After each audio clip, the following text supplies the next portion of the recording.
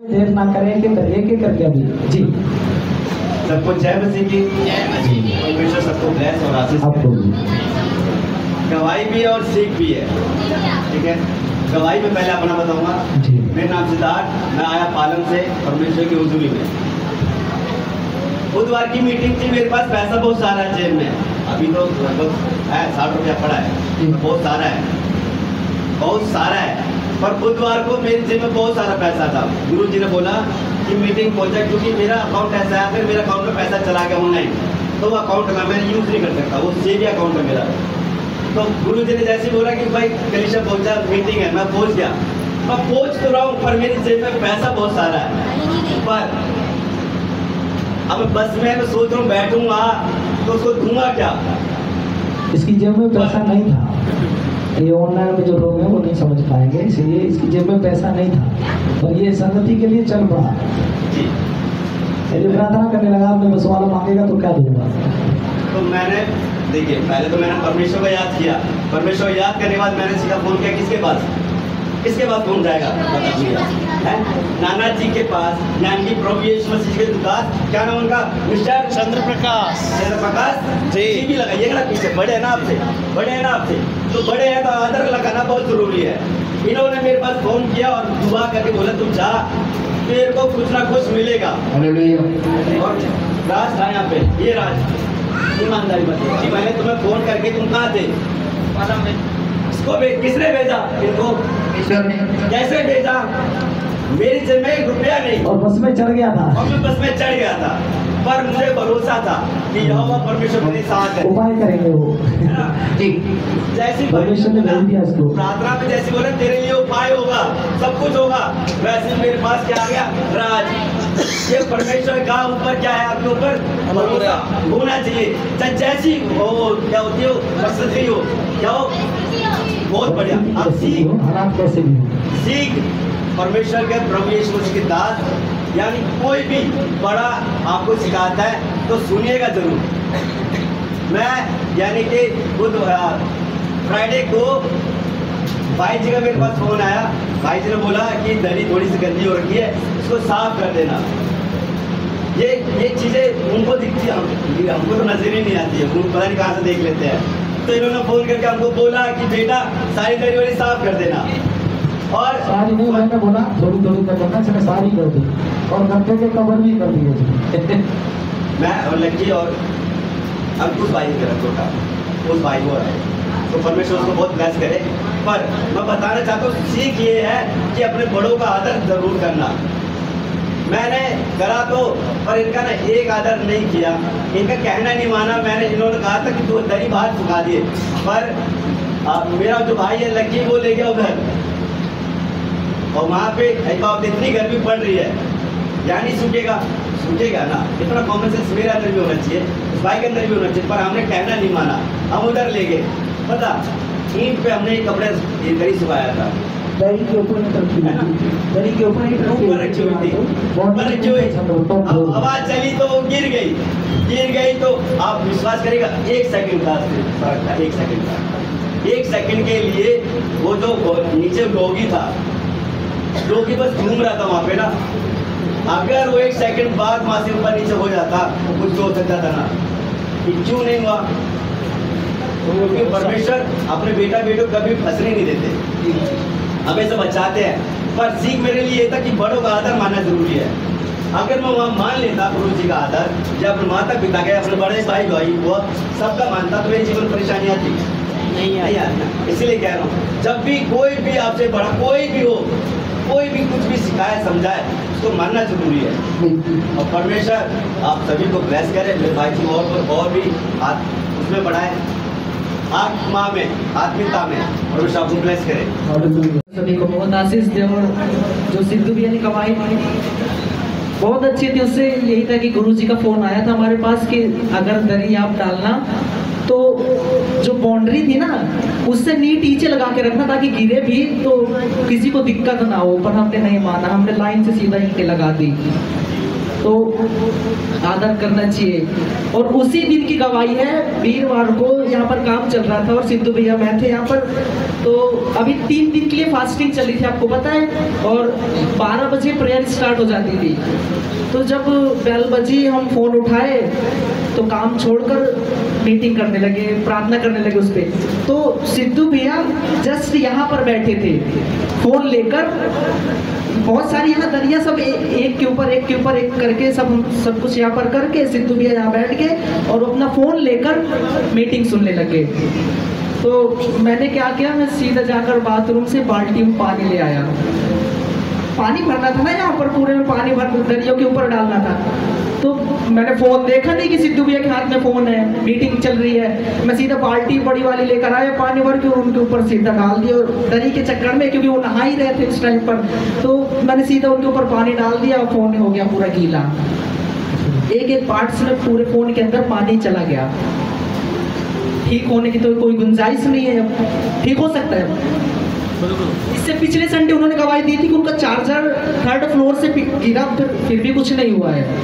तो वैसे ही जब मीटिंग चल रही थी तो मैंने पानी डाला, फ़ोन हो गया पूरा गीला। जो आवाज़ आ रही थी स्पीकर से, जैसे भांसनी फट जाता है वैसे उसकी आवाज़ आने लग गई। और बड़ा टेंशन में मैं हो गया कि यार मैंने फ़ोन देखा नहीं, पानी दे दिया और सिद्धू भैया का गया फ़ोन पूरा। मैं खुदा का धन्यवाद करता हूँ, फ़ोन हो गया स्विच ऑफ। विश्वास के साथ भाई जी ने बोला कि देख फ़ोन खराब नहीं होगा। मेरा चार्जर देख 3rd फ्लोर से गिरा था पर फिर भी कुछ नहीं हुआ। नेक बैंड भी था, वो भी कई बार ठीक हुआ है। विश्वास, हम दोनों भाई ने विश्वास के साथ यहाँ ऐसे हाथ में रखिए फ़ोन कि यीशु मसीह के नाम में देखो प्रभु जी अभी मीटिंग चल रही है, फ़ोन ठीक कर दीजिए ताकि हम आपकी मीटिंग अटेंड कर सकें। जैसे स्विच ऑफ खोला, मीटिंग हो गई चालू और खुदा का धन्यवाद हो, फ़ोन पूरी तरह से ठीक है।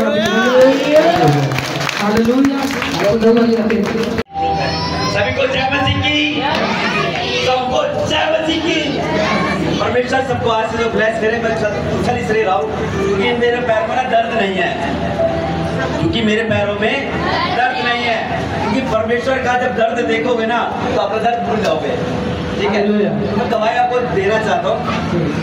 भैया परमेश्वर के दास गाँव जा रहे थे, तो मेरा ये चाहत थी कि मैं भाई से मिलके जाऊं और प्रार्थना करके भाई मेरे लिए प्रार्थना करें। पर भाई जी, मैं बहुत दूर था, भाई जी पहले ही उत्तम नगर में थे। भाई जी ने बोला तू घर चला जा। मैं ठीक है, मैंने मन ही मन में मैंने सोचा कि प्रार्थना कर लेता हूँ, क्योंकि प्रार्थना से क्या क्या होता है, बहुत कुछ। और मेरा चार्जर गायब कर दिया, चार्जर गायब हो गया इनका, सोच सकते हो। चार्जर गायब हो गया। मैंने फोन किया फिर सुनील को, मैंने कहा मेरा चार्जर कहाँ है, तो कह रहा वो तो बेड पे रखा है। सुनील भैया आप थे ना बकायदा, और बेड पे रखा। फिर मेरे को फोन किया इसको, मैंने कहा सिद्धू मेरा चार्जर लेके आ जा, मुझे खड़ा होना पड़ेगा यार।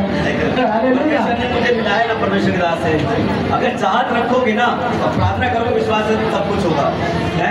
उसके बाद मैं भाई जी के पास गया, मैंने हेडफोन लगा रखा था, छोटे छोटे हेडफोन होते हैं। भाई जी के पास मैं यहाँ खड़ा हूँ, यहाँ पे आप विश्वास करिएगा, बकायदा झूठ नहीं बोलूँगा, भैया बाइक प्रूफ है।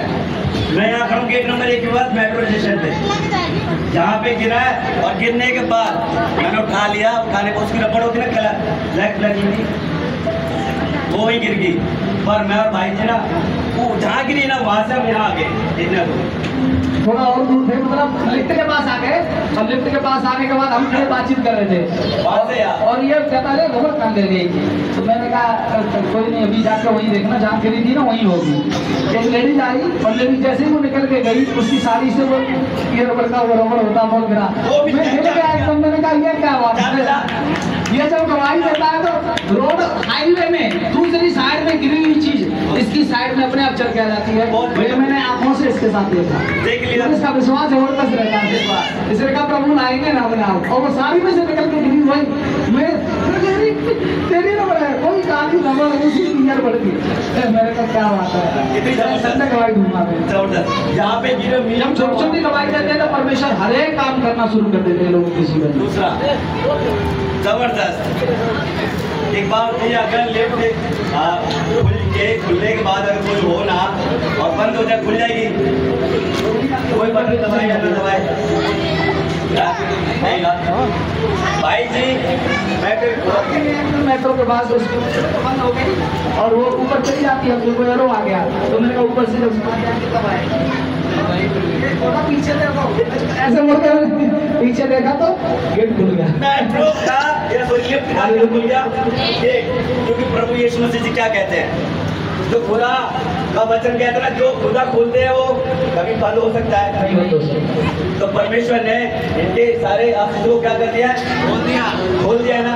और आप लोगों को क्या आशीषों को खोल दिया है, और आमीन बोलिएगा तो सीख भी होता है। अभी जब गुरु जी गवाही दे रहे थे, मिल्का सिस्टर की बता रहे थे, घर में सब सामान खराब हो गया था, उसकी गवाही दे रहे थे, मुझे गवाही याद है जो मैंने नहीं दी, मुझे लगा देनी चाहिए। एक वॉशिंग मशीन जो मुझे मिली थी, मेरी सासू माँ ने मुझे दी, वो मशीन ना अभी कुछ टाइम पहले 1 महीने पहले लगभग ऑटोमेटिकली उसमें तो कपड़े सुखाने वाला खराब हो गया, तो चलना ही बंद हो गया मुझे, तो चल ही नहीं रहा। और मैं सोच रहा कि मतलब ऐसा कैसे हो गया, तो जब बीवी कपड़े धोती थी तो बिल्कुल सही चल रहा था, अब मैं दोनों खराब हो गया तो बीवी बोलने लगी तो मैं खराब कर दिया। अब मैं ये चीज़ थोड़ा सा मैंने गवाही में मुझे याद आई, मैं मिल्का सिस्टर ने गवाही दी, मेरे घर में पंखा खराब था और भैया जैसे ही मेरे घर में पाँव रखे वो पंखा चालू हो गया।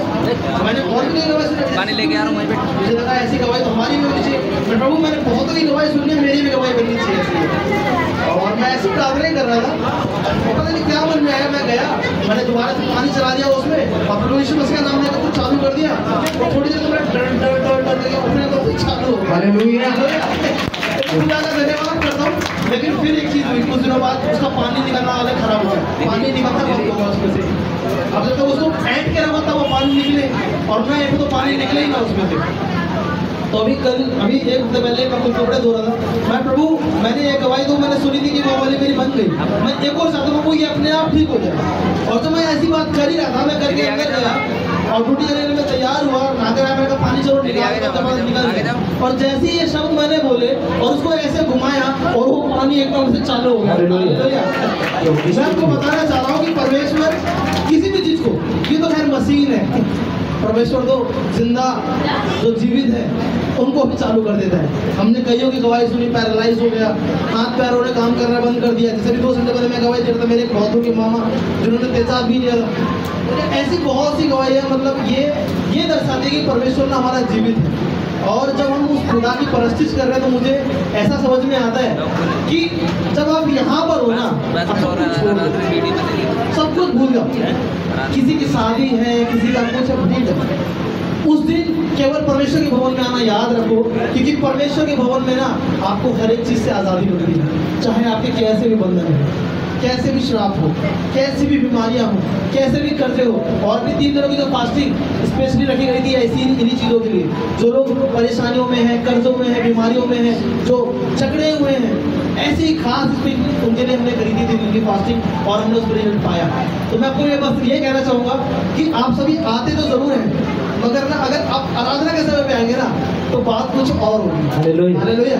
अगर शायद आराधना के समय आप मौजूद हो गए तो मैं ऐसा मानता हूँ, मुझे विश्वास है कि हर एक व्यक्ति जो यहाँ बैठा है, आपकी जो मर्जी चाहत हो, मैं कह रहा हूँ जो मर्जी चाहत हो, परमेश्वर खुद कहता है तू जो मन में सोच रहा है वो सब कुछ तुझे देने वाला मैं तेरा परमेश्वर हूँ। ये बात परमेश्वर कह रहा है, तो मैं ये कहता हूँ कि आप उसके भवन में अगर सब पहले नहीं आ पा रहे कोई बात नहीं, मगर कोशिश करो कि एटलीस्ट आराधना शुरू से पहले आप लोग आ जाए। परमेश्वर की अद्भुत गवाहियाँ कब बनेगी आप मुझे बताओ, जब आप उसके लिए तैयार हैं।